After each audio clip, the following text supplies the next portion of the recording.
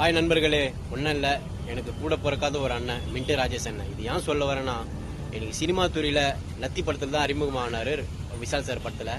ஆனால் கூட பிறக்காத ஒரு அண்ணன் திடீர்னு காலமாயிட்டார். எனக்கு 13, 14, 15 டேட் சொல்லியிருந்தார், ஹைதராபாத் கிளம்புறேன்டா அப்படின்ட்டு. அதேமாதிரி எந்த ஆடிஷன் இருந்தாலும் சொல்லுவார். திடீர்னு எனக்கு கொஞ்சம் மனசு கஷ்டமாக இருக்குது. அண்ணா டெத்தில் தான் இருக்கேன். ஆக்சுவலாக அது எங்கன்னா மூலக்கடை. நம்ம மின்ட்டு ராஜேஷ் அண்ணன் கேள்விப்பட்டிருப்பீங்க. ஆக்சுவலாக ஜிம்பாய்ஸ் ஈவினிங்ல இருக்காரு. ஆனால் ஒருத்தர் பேர் அடிக்கடி சொல்லுவார், சிம்பண்ண சொல்லுவார். சிம்பண்ண மன்றத்தில் ஏதோ ஒரு குறுப்பணியில் இருக்கார் அவர். அண்ணா தயவு செய்து சிம்மண்ணா ஒரு ஹெல்ப் பண்ணா, ஆம்பளை பசங்க தான் உங்ககிட்ட நான் ஹெல்ப் கேட்க மாட்டேண்ணா, தயவு செய்து. 2 பொம்பளை பொண்ணு பெற்று வச்சிருக்காருண்ணே. திடீர்னு காலமாயிட்டாரு. அவங்க குடும்பத்துக்கு யாரும் கிடையாது. அடிக்கடி உங்கள் பேர் தான் சொல்லுவார். ஆனால் சிம்மண்ணன்னு சொல்லுவார். உங்களால் முடிஞ்சால் அந்த குழந்தைங்களுக்கு கொஞ்சம் ஹெல்ப் பண்ணுங்கண்ணே. படிப்பு செலவு எது இருந்தாலும் கொஞ்சம் பாருங்கண்ணே. ஆம்பளை பசங்களாக இருந்தால் கேட்க மாட்டானே. ஏன்னா அவங்க எதனா படிச்சுப்பாங்கண்ணே. 2 பொம்பளை பொண்ணுங்க. இப்போ காலம் உங்களுக்கே தெரியும் எப்படி இப்படி போகுதுன்ட்டு. கொஞ்சம் தயவு செய்து அந்த குடும்பத்துக்கு கொஞ்சம் ஹெல்ப் பண்ணுங்கண்ணே.